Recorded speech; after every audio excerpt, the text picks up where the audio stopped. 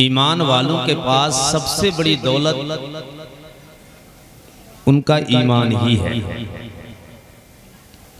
दौलत बेशुमार आएगी, चली जाएगी, महल बनेगा, पुराना हो जाएगा, खजाने जमा होंगे, खत्म भी हो जाएंगे, कभी अकाउंट में पैसा आएगा, खत्म हो जाएगा, कभी जेबें तो भरी रहती हैं, कभी खाली हो जाती हैं। अगर कोई आपसे पूछे कि तुम्हारे पास कोई दौलत है, तो आप कहें कि हम बेदौलत नहीं हैं। दुनिया में सबसे बड़ी दौलत का नाम ईमान है, और अल्लाह का फजल है, चाहे छप्पर में रहे मुसलमान, अगर ईमान सलामत है तो सबसे बड़ी दौलत है उसके पास, सबसे बड़ा सरमाया है उसके पास। ईमान से बड़ी कोई दौलत नहीं है, ईमान से बड़ा कोई खजाना नहीं है। और जो सबसे बड़ी दौलत होती है उसी के लूटने के लिए दुनिया ताक में रहती है। ईमान को खराब करने के लिए, इसी को लूटने के लिए सारे लोग इसके पीछे पड़े हैं। और ये आज ही का हरबा नहीं, एक जमाने से चलता चला आ रहा है। यहूद और नसारा कब से पीछे पड़े हैं, इस्लाम को लूट लिया जाए। मैं आपसे अर्ज करूंगा, इस्लाम अगर आपको दौलत का लालच दिया जाए और आपके इस्लाम का सौदा करने की बारी आए, तो याद रखना कभी इस्लाम का सौदा न करना। हाँ, कोई दौलत, चाहे सोना हो या चांदी, चाहे जौहर हो या हीरे, कोई भी हो, ईमान के मुकाबिल नहीं है। ईमान और हुजूर, यही तो हुजूर ही ने तो हमें ईमान दिया है, हुजूरी के जरिए तो हम ईमान लाए हैं। अरे वही तो मुस्तफ़ा हैं जिन्होंने हमें एक खुदा का पता दिया है। अब सुनिए, सबसे बड़ी दौलत का नाम ईमान, और हमारे लिए सबसे बड़ी जात अगर कोई कायनात में है तो मोहम्मद रसूलुल्लाह की जात है। उनसे बढ़कर कोई नहीं मेरे लिए है। कोई अगर समझ के सोना बहुत अहमियत नहीं, चांदी बहुत अहमियत नहीं, डॉलर बहुत अहमियत नहीं, रियाल बहुत अहमियत नहीं, हाँ हाँ ये दुनिया की दौलतें हो सकती हैं। कोई आपको सोने के जरिए खरीदना चाहे तो खरीद नहीं सकता है। आपने पढ़ा होगा हजरत बिलाल की तारीफ को। कौन हजरत बिलाल है? वो हजरत बिलाल जब ईमान लेकर आए हैं तो जालिमों ने इतने जुल्म ढाए हैं कि आपको इतना मारा कि आप बेहोश भी हो जाते थे। जब होश आता था जालिमों को तो पानी पीकर फिर आप पर कोड़े बरसाए जाते थे, और आपको दहकती और सुलगती हुई आग के अंगारों पर लिटा दिया जाता था। आपकी चर्बी पिघल कर वो आग के अंगारे बुझाती थी। बड़े बड़े पत्थर आपके सीने पे रखे जाते थे। लेकिन बिलाल वो बिलाल है, ज़माना नारे तकबीर, नारे रिसालत, नारे रिसालत, सैयद वसीम मियां साहब किबला। देखिए ये आजिज़ी होती है कि सैयद साहब का मालूम भी नहीं चला और मिंबर नूर पर आ गए। वरना आजकल तो बड़े लंबे चौड़े नारे लगाए जाते हैं कि सैयद साहब आ रहे हैं, सैयद साहब। देखिए काली में बाअमल भी है माशाल्लाह, ऐसे आके बैठ गए कि पता ही नहीं चला, हमें खुद खबर नहीं हो कब आ गए सैयद साहब। तो हजरत के नूरानी चेहरे की ज़ियारत करें और ये तकरीर सुने, या अफरा तफरी का माहौल न बनाए, जिंदा दिली के साथ सुने, ताकि हमारे मेहमान जब यहाँ से जाएं तो याद करें कि हम वाकई किसी गाँव में हम सुन के आए हैं। हजरत बिलाल ने कोड़े खाए और भारी भरकम पत्थर आपके जिस्म पे रखा जाता था। आग के अंगारे हैं, उस पे हजरत बिलाल को लिटाया गया। अब दुनिया समझ रही थी ये जुल्म होगा, तो हजरत बिलाल अपने दीन, जो उनका आबाई दीन है, उसी की तरफ लौट कर चले आएंगे। हजरत बिलाल ने अंगारों की शिद्दत को बर्दाश्त किया। अब सुनिए, हजरत बिलाल से अगर जमाना पूछे, बिलाल तूने कोड़े खाए, नबी के मोहब्बत में मिला क्या है? नबी के प्यार में तू आग पे लेटा है, मिला क्या है? दुनिया की मार खाई है, मिला क्या है? जालिमों का जुल्म बर्दाश्त किया है, मिला क्या है? तो आला हजरत की जबान में सुनो, हजरत बिलाल की यही कैफियत होगी कि हजरत बिलाल यही कहते होंगे जमाने से कि जब तक बिके ना थे, कोई पूछता ना था, तुमने खरीद कर मुझे अनमोल कर दिया। आपको बिकना तो नहीं है, कभी बारी आए तो ईमान का सौदा नहीं करना। दुनिया का रियाल है क्या? दुनिया का डॉलर है क्या? दुनिया की दौलत है क्या? ईमान सबसे बड़ी दौलत है, सबसे बड़ी दौलत ईमान है। ईमान से बढ़कर कुछ नहीं है। सबसे बड़ी दौलत अल्लाह का फजल है, हमको मिली है। हम लोग साहिब ईमान हैं। कोई आपको फकीर ना समझे, ना समझो आपके हम फकीर हैं, छप्पर में रहते हैं। भाई सबसे बड़ी दौलत के मालिक तो आप हैं। आपको अल्लाह ने ईमान अता फरमाया है, इस्लाम जैसी दौलत अता फरमाई है। इसलिए कहता हूँ कि दुनिया हमें ना डॉलर का लालच दे, ना खजानों का लालच दे। कोई हमें खरीदना चाहे जमाने के खजानों से खरीद नहीं सकता है, दुनिया के डॉलर से खरीदना चाहे खरीद नहीं सकता है, सोने से खरीदना चाहे खरीद नहीं सकता है, चांदी से खरीदना चाहे खरीद नहीं सकता है, जवाहिर से खरीदना चाहे खरीद नहीं सकता है। इसलिए कि आशिकों के लिए हुजूर की जात ही सबसे बड़ी है, हुजूर की जात ही सबसे बड़ी है। और हुजूर जो लेकर आए हैं वो ईमान है, वो कुरान है। और आशिकों के लिए यही ईमान सबसे बड़ी नेमत का काम है। अगर किसी ईमान वाले के साथ दौलत आएगी, इख्तिदार आएगा, हुकूमत आएगी, सल्तनत आएगी और दुनिया पेश करके कहेगी ईमान दे दे, हुकूमत ले ले, ईमान वाला कहेगा अपना सब कुछ गुंबद खजरा कल भी था और आज भी है, मेरे नबी से मेरा रिश्ता कल भी था और आज भी है। बतला दो गुस्ताख नबी को गैरत मोमिन जिंदा है, उन पे मर मिटने का जज्बा कल भी था और आज भी। सुभान अल्लाह, सुभान अल्लाह। नारे तकबीर, नारे तकबीर, नारे रिसालत, मसलके आला हजरत, रहमते कॉन्फ्रेंस, नारे तकबीर, नारे रिसालत। सुभान अल्लाह, सुभान अल्लाह। हुजूर सैयद साहब क़िबला की आमद हो चुकी है और चेहरे की आप जियारत कीजिए। हुजूर के आल नबी की औलाद है और इनका चेहरा देखिए, बरकतें हासिल कीजिए और दामन से करीब हो जाइए। यहाँ जो दामन से करीब हो जाएगा हश्र में उसका काम हो जाएगा। हाँ, जन्नत के मालिकान तो यही लोग हैं, जन्नत तो इन्हीं की है। हाँ, सैयद साहब बैठे हुए हैं। अब मैं बात आगे बढ़ाता हूँ कि हमें जो भी मिला वो हुजूर की चौखट से मिला है।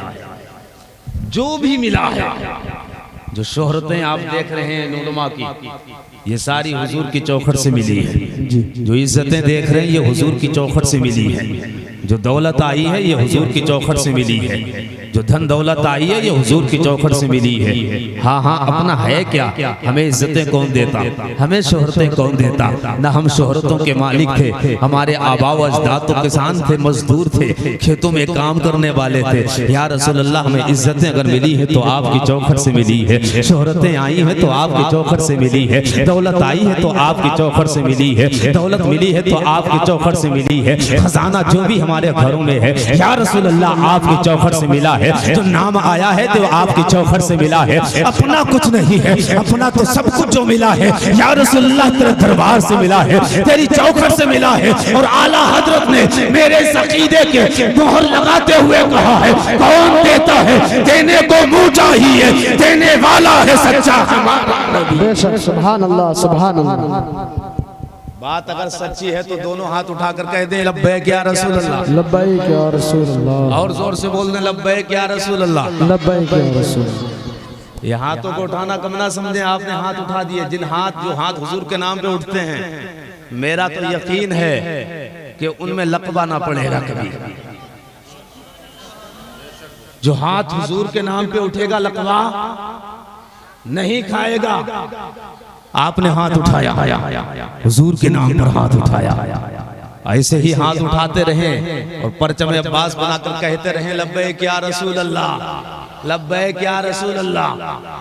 देखिए ये हाथ को मामूली मत समझ लेना भाई, ये हाथ है हाथ।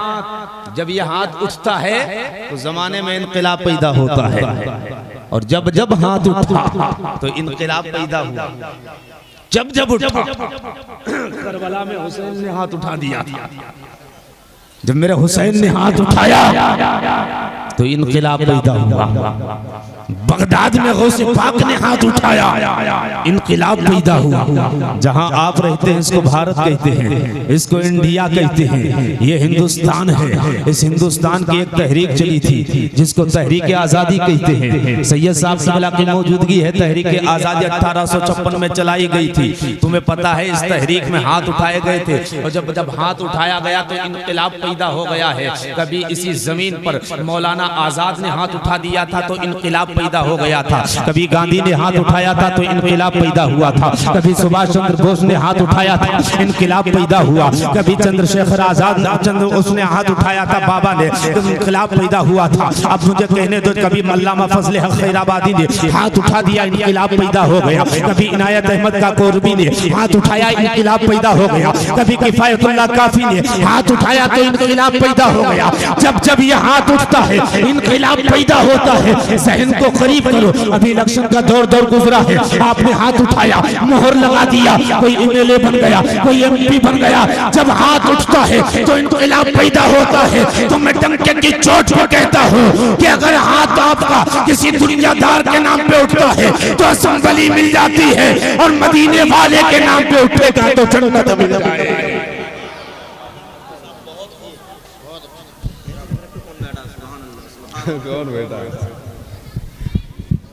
हाथ उठाइए, शेखैन की मोहब्बत को दिल में बसाएं। मौला उस्माने गनी, मौला एक कायनात का प्यार दिल में बसाएं। और एक हाथ आका हसन के नाम पर, एक हाथ आका हुसैन के नाम पर, फिर परचमे अब्बास बनाकर जोर से लहक के कह दे लब्बैक या रसूल अल्लाह, लब्बैक या रसूल अल्लाह, लब्बैक या रसूल अल्लाह, लब्बैक या रसूल अल्लाह। माशाअल्लाह। अल्लाह जिन्होंने हाथ उठाए इन हाथों को सलामत रखे और इन सब को मदीने पाक की हाजिरी नसीब फरमा दे। अल्लाह आपको खुश रखे कि आप जो है बहुत अच्छा सुन रहे हैं। गद्दीपुर के मुसलमान, मेरे हुजूर अलैहिस्सलाम की जात ही हमारे लिए सब कुछ है, और हुजूर की जात पर हम कभी सौदा नहीं करेंगे, ईमान पर कभी हम सौदा नहीं करेंगे। हमें जो भी मिला वो हुजूर से मिला है, और हुजूर की चौखट से हमने पाया है। हमें क्या, हमें वजूद भी हुजूर के सदक़े में मिला है। हम कुछ ना थे, हमें सब कुछ हुजूर के दरबार से मिला है। तो हमें भी चाहिए कि हुजूर की पैरवी करें, हुजूर की जिंदगी पर अमल करें, और अपने हुजूर को देखें कि मेरे हुजूर ने जिंदगी कैसे गुजारी है, मेरे हुजूर का तरीक़े हयात था क्या, तर्ज़े हयात क्या था, उस पर हमें अभी गौर करना चाहिए। अब जरा तवज्जो कीजिए, मेरे हुजूर जिस शहर में पैदा हुए उसको मक्का कहते हैं, और मक्का में आप पैदा हुए जिस टाइम, जिस वक्त में, उस वक्त में मक्का में कौन सा जुर्म था जो नहीं होता था, ये अहले इल्म जानते हैं। शराब के बाजार गर्म थे, नशा घर घर में था, हालात ऐसे थे कि लोग खाना खाते थे तो अपने दस्तरखान पर शराब की बोतलें रख लेते थे। इधर खाना खाया उधर शराब निकाली, खाना खाया शराब पी ली। जब कहीं बाहर सफर में जाना होता था तो अपने थैलों में, अपने बैग में शराब की बोतलें जमा करके रखते थे ताकि जरूरत पड़ेगी तो शराब पिएंगे। अब तवज्जो कीजिएगा, मैं एक बात कहता हूँ और जमाने वाले भी कहते हैं, अगर कोई एक शराबी आ जाता है तो 10 को शराबी बना देता है। अगर एक जुआरी पैदा हो जाए तो कईयों को जुआरी बना देता है। अगर एक बदकार औरत महिल्ले में आ जाए तो अपनी बदबू पूरे महिल्ले में फैला देती है। फिर लोग महिल्ला छोड़कर जाने लगते हैं और अपनी अपनी बच्चियों पर निगाह रखना शुरू कर देते हैं, क्योंकि फाहिशा औरत आ चुकी है। कितने जवानों के ईमान को लूट लिया इन फाहिशाओं ने। ये बात तो आप भी जानते हैं, हम भी जानते हैं, हर एक जानता है। एक चोर 10 को चोर बना देता है, एक शराबी 10 को शराबी बना देता है, एक बदकार औरत कईयों को बदकार बना देती है, एक फाहिशा कितनों को फाहिशा बना देती है। पूरे पूरे महिल्ले, पूरी बस्तियों को बर्बाद कर दिया एक बदकार औरत ने।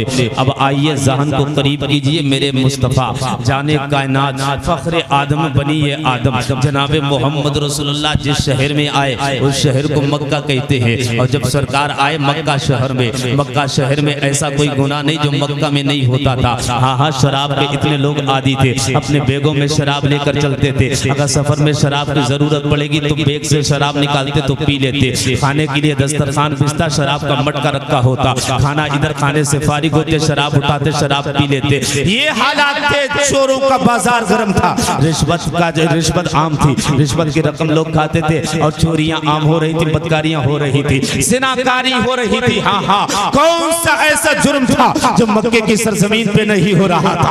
आप कहते हैं एक चोर दसियों को चोर बना देता है, एक शराबी दसियों को शराबी बना दे, एक बदकार औरत पूरे मोहल्ले को बदकार बना दे। फिर मेरे पैगंबर की अजमत और शान तो देखिए, कौन से बदिस शान वाले मेरे नबी हैं जिस शहर में आते हैं चोरों की तादाद ज्यादा, शराबियों की तादाद ज्यादा, बदकारियों की तादाद ज्यादा, लेकिन मेरे पैगंबर को पूरा माहौल मिलकर मेरे नबी को शराबी न बना सका।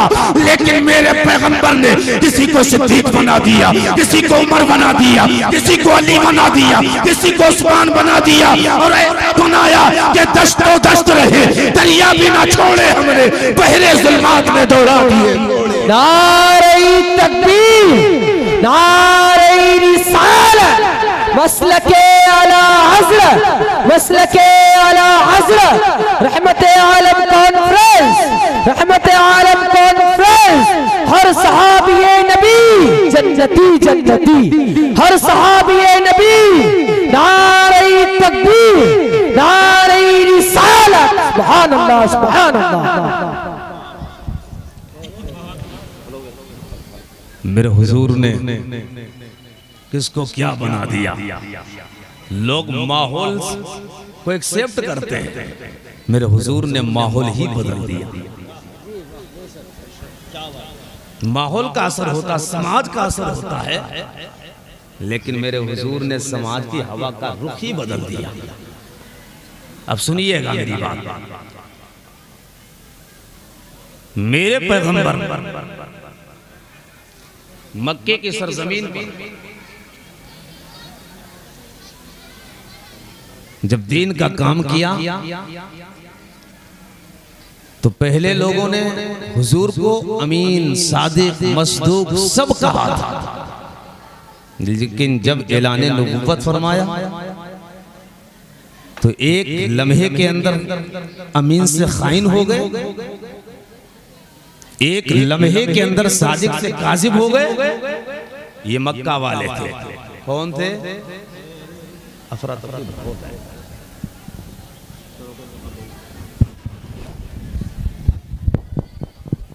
अरे भाई नींद आ रही है, भूख लग रही है, बता दो। 3 साल के बाद ये जलसा हो रहा है, 3 साल के बाद, तीसरे साल ये जलसा हो रहा है। वो बड़ी मेहनत से आप लोगों ने चंदा दिया है, हमने मेहनत की है, कितनी मेहनत से ये पिंडाल, ये मैक कहाँ से, पाक बड़े से मैक मंगाया है, और ये बड़े उलमा दूर दराज से आए हैं। तो यार ये मैं मुनासिब नहीं समझता हूँ, कल सो लेना, मगर ये उलमा इतनी दूर से आए हैं, यहाँ सुनाने के लिए इनको बुलाया गया है, तो अच्छा तासुर लेके जाएं ताकि हमारे यहाँ से बैठे रहिए, जबरदस्ती नहीं बल्कि हुजूर की मोहब्बत में बैठ गए। हुजूर फरमाता है हुजूर की मोहब्बत में तुम आलिमों की महफिल में बैठोगे, अल्लाह तुम्हें जन्नत में हुजूर के साथ बिठाएगा। देखिए माशाल्लाह हमारी माई बहनें कितनी अच्छे से बैठी हैं, सुनते रहिए। जोर से कह दे या रसूल अल्लाह, और जोर से बोल दे या रसूल अल्लाह। हुजूर ने ऐलान नबुव्वत फरमाया तो सब छोड़ गए और झूठा कह के सब भाग गए, और फिर उसके बाद जो प्रोपेगेंडा तैयार किया गया तो तुम्हें बताओ, मेरे हुजूर के बारे में कहा गया था लोगों ने कि ये टेररिज्म है, ये आतंकवाद है, ये आतंक को बढ़ावा देते हैं, ये लोगों का दीन बदलते हैं, तरह तरह की खुराफातें मक्के में पैदा की। ऐलान नबुव्वत से पहले जिस जात को लोगों ने मुसल्लम, सबके नजदीक जो जात मुसल्लम थी, और एक लम्हे के बाद सबके नजदीक वो खाइन बन गए।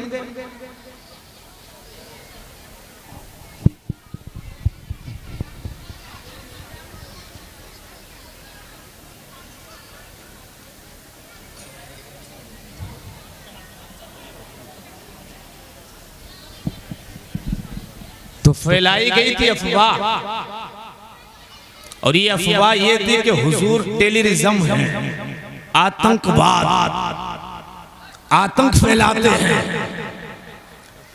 और ये आवाज जब डाली गई मक्के में, तो मक्के के घर घर में ये आवाज पहुंची अब हालात ऐसे बन चुके थे, चाहे वहां का जवान हो या बूढ़ा, चाहे बच्चा हो या अधेड़ उम्र का, सबके कानों में एक आवाज डाली गई थी जिसका नाम मोहम्मद है, वो टेररिज्म है,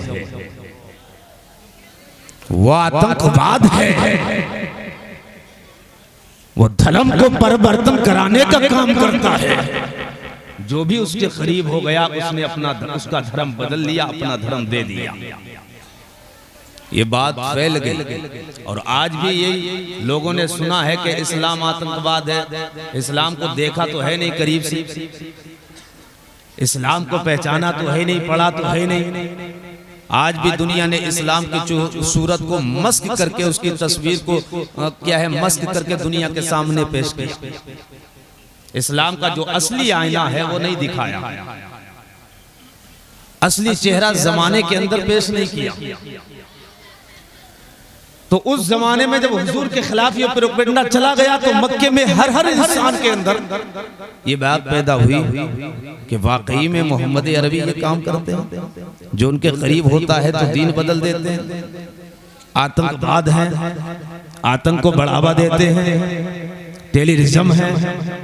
जब ये बात फैली है तो इसी इरादे से एक बुढ़िया अपने घर से निकली और अपने घर का सारा साजो सामान जब उसने इकट्ठा किया और इकट्ठा करने के बाद उसने एक चौराहे पर आकर खड़ी हो जाती है।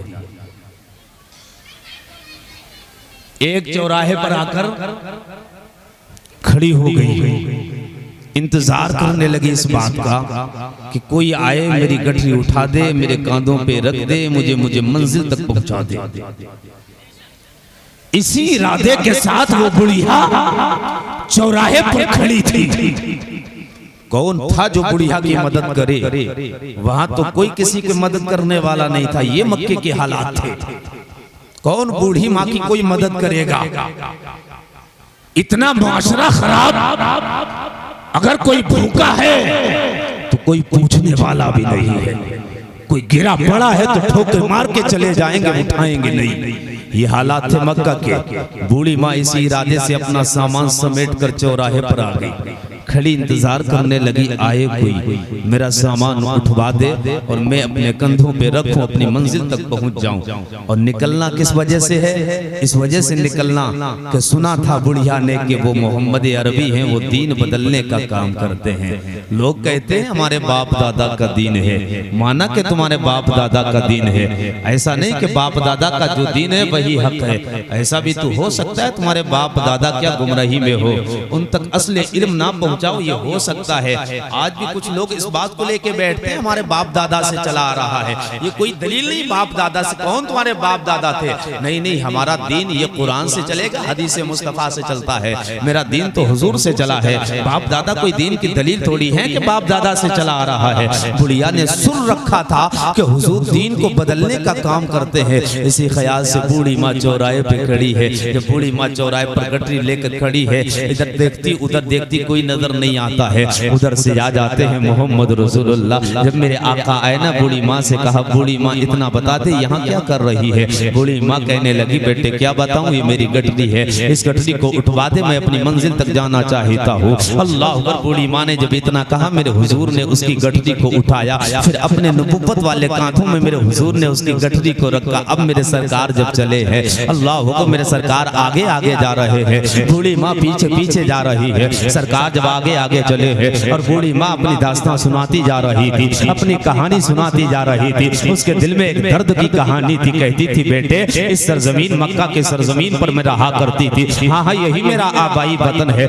इसी में मैंने जिंदगी गुजारी है। मैंने सुन रखा है अब्दुल्ला का एक बेटा है जिसका नाम मोहम्मद है, उसका हाल ये है, जो उसके करीब हो जाता है उसका दीन बदल देता है, जो उसके करीब होता है उसका दीन बदल देता है। कहा था, बेटे इसी ख्याल से आज मैंने अपना सामान जमा किया आज इस शहर को हमेशा हमेशा के लिए छोड़ के जा रही हो। अल्लाह हुक्म। मेरे हुजूर सुनते रहे सुनते रहे। मेरे हुजूर ने बूढ़ी माँ की इस बात को जब सुना ना, आंख भीग जाती है, चश्माने मुबारक से आंसू बहने लगते हैं। आपको पता है किस लिए आंसू आए थे? ये आंसू इसलिए आए थे कि जालिमों ने किस तरीके से अफवाहें फैलाई है, किस तरीके से मेरी सूरत को मक्के में पेश किया गया, कैसा बनाकर मुझे आतंक बनाकर और मुझे धर्म परिवर्तन करने वाला इंसान बनाकर मक्के की निगाहों में पेश कर दिया गया। मेरे हुजूर की आंख में आंसू है। हुजूर आगे आगे बढ़ रहे हैं, पीछे बूढ़ी माँ चल रही है। अल्लाह को जब बूढ़ी माँ की मंजिल आती है, बूढ़ी माँ कहती है बेटे यहीं पर ठहर जा। मेरे हुजूर ने अपने नबुव्वत वाले कांधों से बूढ़ी माँ की गठरी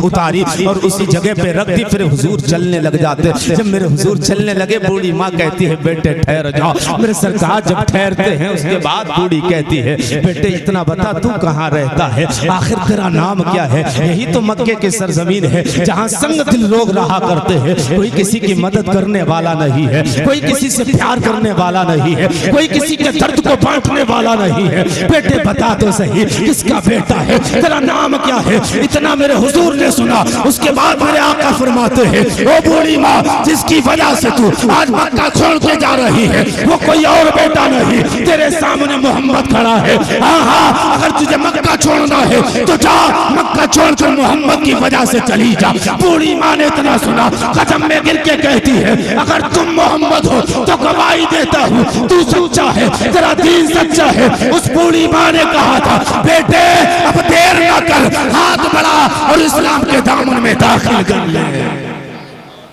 नारे तकबीर, नारे रिसालत, मसलके आला हजरत, मसलके आला हजरत, अज़मते मुस्तफा, अज़मते मुस्तफा। नारे तकबीर, नारे रिसालत। सुभान अल्लाह, सुभान अल्लाह। कहा था, लोगों ने कहा था आतंकवाद है, कहा मैं गवाही देती हूँ कि मोहम्मद इंसानियत के रक्षक का नाम है। ये दुनिया नरसिंहार कर रही है, देखिए ना इंसानियत सिसक रही है। यहाँ जानो इंसानों की कीमत जो है कम है, जानवरों की कीमत ज्यादा है। ये है आतंकवाद, ये है मॉब लिंचिंग जो आज आप देख रहे हैं, इसी को आतंकवाद कहते हैं। मक्के में आतंकवाद तब हो रहा था जब हजरत बिलाल पे कोड़े मारे जा रहे थे, जब हजरत यासिर को सताया गया, ये था मॉब लिंचिंग और ये था आतंकवाद। जब हजरत सुमैया के नेज़ा मारा गया, ये था आतंकवाद। जालिमों, हमने आतंक को खत्म किया है, आतंक को हमने बढ़ावा नहीं दिया है।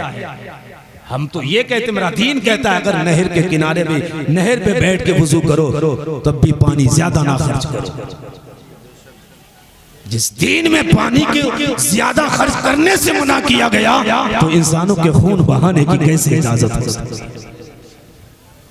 मेरा दीन तो ये है, इंसानों की बात तो अशरफुल मखलूकात है, जानवरों पर भी रहम करने की बात, जानवरों पर भी आप जुल्म ना करें, यह है दीन इस्लाम। और वो जालिम कहता है कि आतंकवाद क्यों? इसलिए इसने सुना है, लोगों ने इसके कानों में जहर भर दिया है, ये नफरत का जहर है। आज भारत के जिस समत आप निकल के जाओ, लोग शक की बुनियाद पे हमें देखते हैं। अरे जालिमों, इस मट्टी को खोद को देखोगे तो लहू मेरा निकलेगा। आज भी मुंबई में जाओ, इंडिया गेट है, इंडिया गेट, और वहां भारत की आजादी में जिन लोगों ने अपनी जान की वली दी थी, खून चढ़ाया था, उनमें सबसे ज्यादा नाम अगर आते हैं तो मोहम्मद के गुलामों के आते हैं। हमारा इम्तिहान लेते, हमने इस जमीन को लहू पिलाया है अपना, इस जमीन से हमें प्यार है, और हमें अगर प्यार नहीं होता तो अंग्रेजों के खिलाफ हम मैदान में कभी नहीं आते। बड़े ओहदे थे हमारे पास, बड़े मनसब थे हमारे पास, बड़े बड़े ओहदे थे अंग्रेजों के दौर में मुसलमानों के पास। कोर्ट से लेकर कचहरी तक मुसलमान बैठा था, और अंग्रेजों को भी इस बात का इल्म था, जिस दिन मुसलमान ने अलम उठा लिया इसको आजादी का, तो उस दिन ये भारत आजाद होके रहेगा। और जब तक मुसलमानों ने ये बात नहीं ठानी थी, तब तक भारत आजाद भी नहीं हुआ था। 1856 में तो तहरीक चली थी, अल्लामा फजल खैर आबादी वगैरह ने ये तहरीक चलाई थी। और कहाँ तक इन्हें सताया गया, इन लोगों को जेल की सलाखों में काले पानी के सजा, फांसी के फंदे पर चढ़ा दिया गया, तब जाकर ये भारत आज़ाद हुआ है। आज ये जालिम कहता है तुमने दिया क्या भारत को? जालिमों, जो इस पर बड़ी बड़ी निशानियां हैं वो हमारी ही हैं। कहाँ जाओगे? हमसे दूर नहीं जा सकते हो। जिससे आज भारत और मुल्क का फायदा है वो चीजें हमने भारत को दी। आप कहें लाल किला हमने दिया है, ताजमहल हमने दिया है, ये लाल किले, कुतुब मीनार ये किसने बनाए? हमने बनाए हैं, हमारी कुर्बानियां रही हैं। और मेरा दीन कहता है जिस मुल्क में रहो उस मुल्क से वफादारी रखो। हम तो वफादार कौम हैं, कोई हमें शक की निगाह से देखे देखता रहे, कोई फर्क नहीं पड़ता है, कोई फर्क नहीं पड़ेगा, कोई भी हमें शक की बुनियाद पर देखे। इसलिए और ना इनके हम उससे डरने वाले हैं, इनसे क्या डरेंगे? इनसे बड़े बड़े जालिम आए जमीन पे, उनसे भी कुछ ना हो सका तो इनसे क्या होगा? हैं जिनके नाम के सिक्के बोलते थे, उन्होंने इस्लाम का कुछ ना बिगाड़ा तो इन्होंने ये क्या बिगाड़ेंगे? बातिल से डरने वाले आसमान नहीं हम 100 बार कर चुका है तो इम्तिहान हमारा। तूने मत डराना जो 72 करबला में गए थे और 72,000 पे भारी पड़ गए थे, उन्हें ना डराने की कोशिश करना। जो तीर और तलवार का मुकाबला अपने सब्र से करते हैं, हमारा इम्तिहान ना लो। और तुमसे गुजारिश है कि हुजूर की सच्ची पैरवी करो, इज्जत तभी तुम्हारा इस्तकबाल करेगी। जलीलो ख्वार इस वजह से और हुए हो कि आप और हम सब हुजूर की जिंदगी से बहुत दूर चले गए। हमारे किरदार से इस्लाम फैला है। आज हमें और आपको देखकर भी इस्लाम पहचाना जाता है। समझ रहे? चेहरे पे दाढ़ी नहीं है मुसलमान है, शराब के अड्डे पे शराब पी रहा है मुसलमान है, चोरी कर रहा मुसलमान है। तो हमसे इस्लाम पहचाना गया कि नहीं पहचाना जा रहा है? तो शराब पिएंगे हम, बदनाम होगा इस्लाम। चोरी करेंगे हम, बदनाम होगा इस्लाम। डाका डालेंगे हम, बदनाम होगा इस्लाम। हरामकारियां करेंगे हम, बदनाम होगा इस्लाम। खुदा का वास्ता तुम्हारी वजह से मजहब पर आंच नहीं आनी चाहिए। तुम तन्हा हो और तुम्हारी वजह से अगर दीन पर उंगली उठे तो फिर तुम्हारी जिंदगी से कोई फायदा नहीं है। तुम्हें शराब के अड्डे पर अगर कोई गैर मुस्लिम देखकर कहेगा, तुम्हें ना कहेगा बल्कि मजहब इस्लाम को कहेगा, इस्लाम को कहेगा कि नहीं कहेगा? तो जिंदगी बदलना है कि नहीं बदलना है? रफ्तार बदलना है कि नहीं बदलना है? मेरे हुजूर फरमाते हैं खैरुन नास मन यनफउन नास, बेहतर तो वो है जो लोगों को फायदा पहुंचाए। आप बताएं, आज पड़ोस में अगर भूखा रहे आदमी तो खुशी होती है कि नहीं होती? हाँ, बूढ़े मियाँ कह रहे हैं खुशी होती है, कह रहे हैं हाँ खुशी होती है जब पड़ोसी भूखा रहे। ये हालात हैं 99%। पड़ोसी भूखा फाके से रहे तो बड़ी हमें तस्कीन हासिल होती है। सैयद साहब से मिला, अपने खाए से इतना सुकून नहीं है, दूसरे के फाके से हमें सुकून मिलता है। दूसरे के यहाँ गाड़ी आ रही, दर्द इसको हो रहा है। दूसरा फोर व्हीलर पे घूमने लगा, दर्द इसके पेट में उठा है। दूसरे को तरक्की मिल रही है, दर्द इसको हो रहा है। दूसरा सही से खाने लगा तो दर्द इसके हो रहा है। होना चाहिए ये। मेरे हुजूर तो फरमाते हैं खैरुन नास मन यनफउन नास, बेहतर वो है जो लोगों को फायदा पहुंचाए।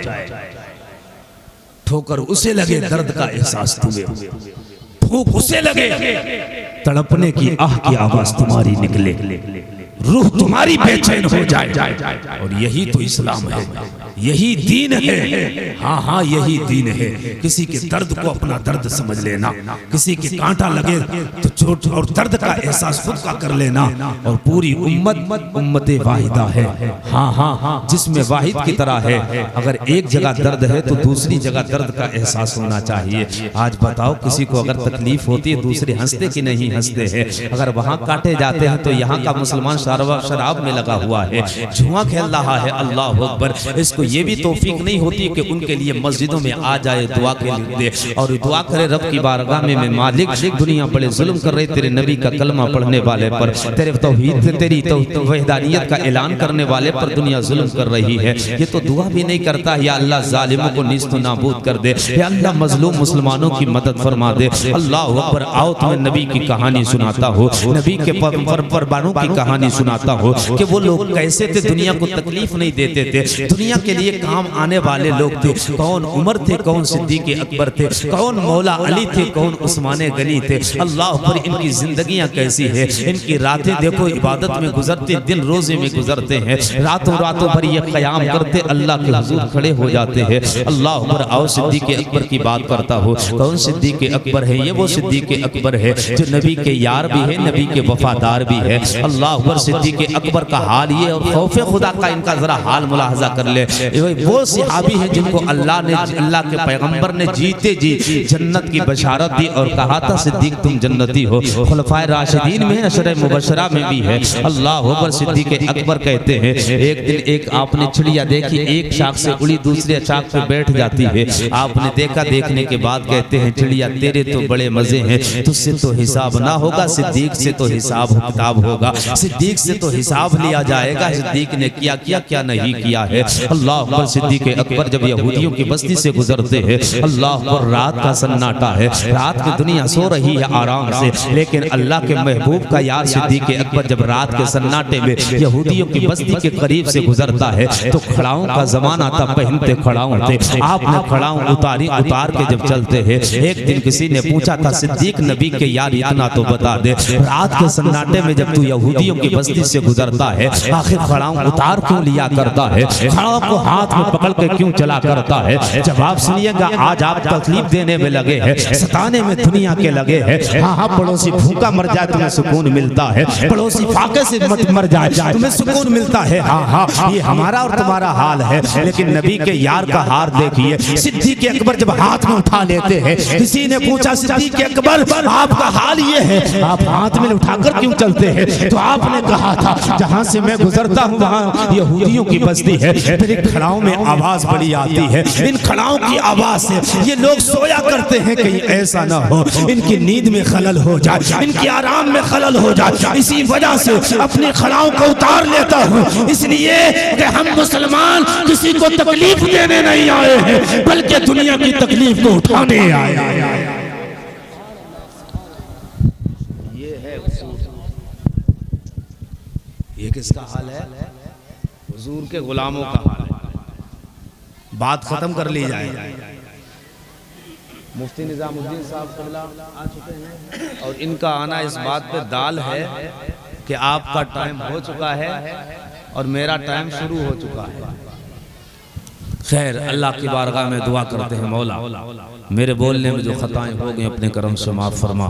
मेरे साथ पढ़ लीजिए अस्तगफिरुल्लाह रब्बी मिन कुल्ली ज़ंबिन व अतूबु इलैहि ला इलाहा इल्लल्लाहु मुहम्मदुर रसूलुल्लाह सल्लल्लाहु तआला अलैहि वसल्लम। अस्सलामु अलैकुम व रहमतुल्लाहि व बरकातुहू।